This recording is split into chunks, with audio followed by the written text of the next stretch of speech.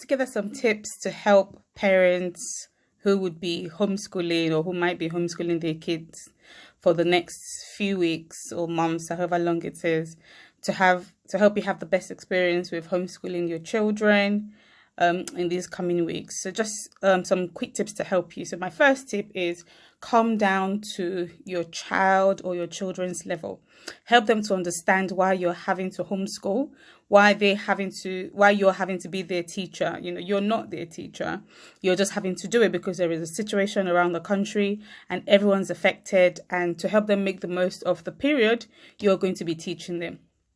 So help them to understand the why, because that would help them empathize. Children, when they know the circumstances, they would empathize. So help them to empathize with you whilst you do this together. It's going to be a struggle. So they need to be able to understand that you are not trying to be their teacher. You just need to be their teacher in this period. Secondly, is to create a how.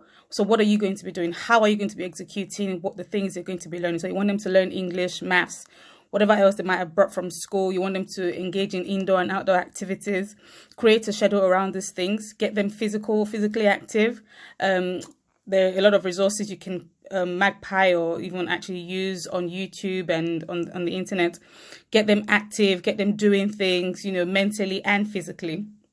Take them outside, go on a nature walk, you know, go hunting for mini beasts. If, you know, they're in key stage 1, key stage 2, they can do mini beast hunt as well and actually find out some facts about different mini beasts. There's a lot of things they can be doing with them.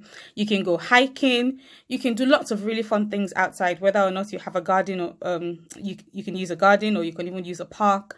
You can go take them out and get them physically active as well as being mentally active in this period.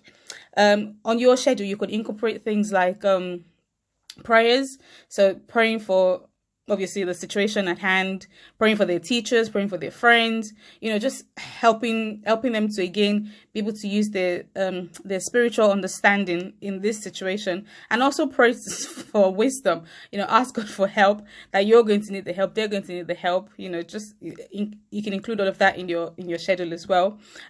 Create rules. That's really important. Children need boundaries. They need to understand the difference between learning time and home. So even though we're learning from home, there are rules that surround our learning. Work has to be completed within a set time.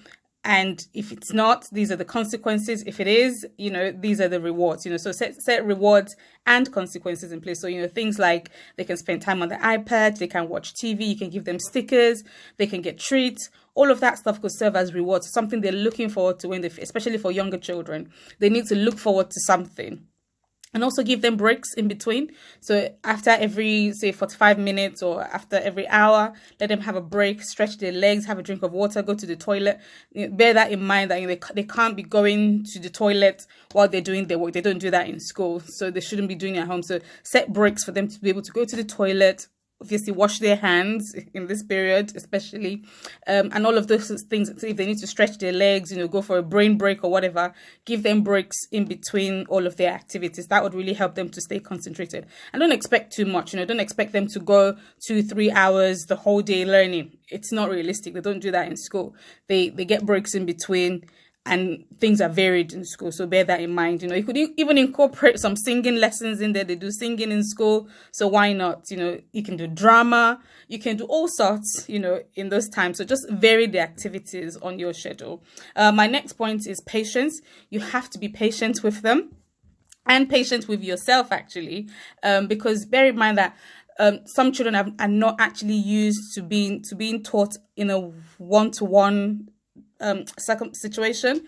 So bear in mind that you're the adult and they're the child in that situation, whereas they've been used to one adult or maybe 2 adults in a classroom to 30 children. And sometimes it might have been the invisible child in that situation. What do I mean by the invisible child? There are children in the classroom who they get past the teacher's radar. Let me just put it that way.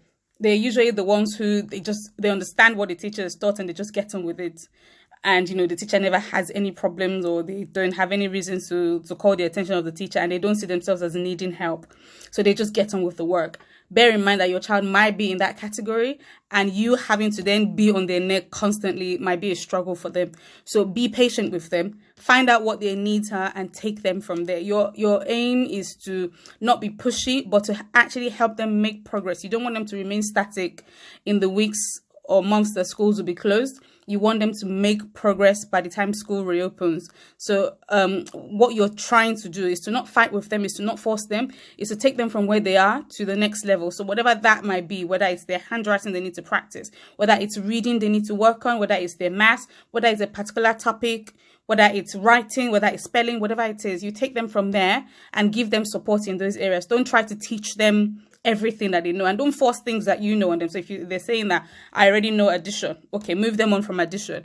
What else can you, if you can add, what else can you do? What do you know about numbers? If 4 add 2 is 6, what else do I know? So ask them things, extend their knowledge don't try to force things that they already know. So you need patience with them and with yourself. You're not expected to know everything. You're allowed to go on the internet and research, and let them know that you don't know. There's nothing wrong with that. Tell them, oh, let's find this out together. Go on the internet, show them researching skills, teach them how to do research. It's a skill that children need. So don't put that pressure on yourself that you have to know everything. If they already know it, fine. If they don't, find out with them. And also, just on that point, actually, make sure that, whatever you're teaching is actually curriculum based. For example, I know that a lot of children have moved on. At this time, we would not be teaching maths, we will not be teaching addition and subtraction anymore. They've moved into things like fraction, time. So bring that to everyday life. So you could teach fractions with fruits, with their snacks. You could teach time with a clock. Just be as realistic as possible and make it fun for them. And I think my last point there is have fun. Just have fun with it. Their main aim, trust me, the best way to get children to learn is to help them have fun. If they're having fun in their learning, they would listen, they will pay attention to what you're doing. But if they're not having fun, if they find it boring, nothing is going to go in. So have fun with them. If you have to turn into singing and dancing in the midst of your lessons, in the midst of their learning, please do it. Let them have fun. Let them use songs to memorize things. Let them dance as they're reading. Let them listen to music as they're reading. Whatever is going to work for them to make sure they're having fun and that you're having fun, because you want to remember this time as a bonding time with your child as well. Let them have fun and you have fun with them. That's the most important thing. I hope these tips have been helpful. There are loads of resources, like I mentioned. I know that Joe Weeks has signed up to be the children's PE teacher while schools are shut. So 9 a.m. every morning, Monday to Friday, is going to be live on his YouTube channel doing PE. So you can get them doing that as well to start off their mornings. That's always an option. And also Twinkle, it's got free resources. You have to sign up on their website. There is a code with the offer. If you like it, you can send me a message. I'll send you the code. But there are loads of free resources online now that you can use to your advantage. So yeah, use them. And I hope everything goes well. I'm happy to answer any questions if you've got any. So yeah.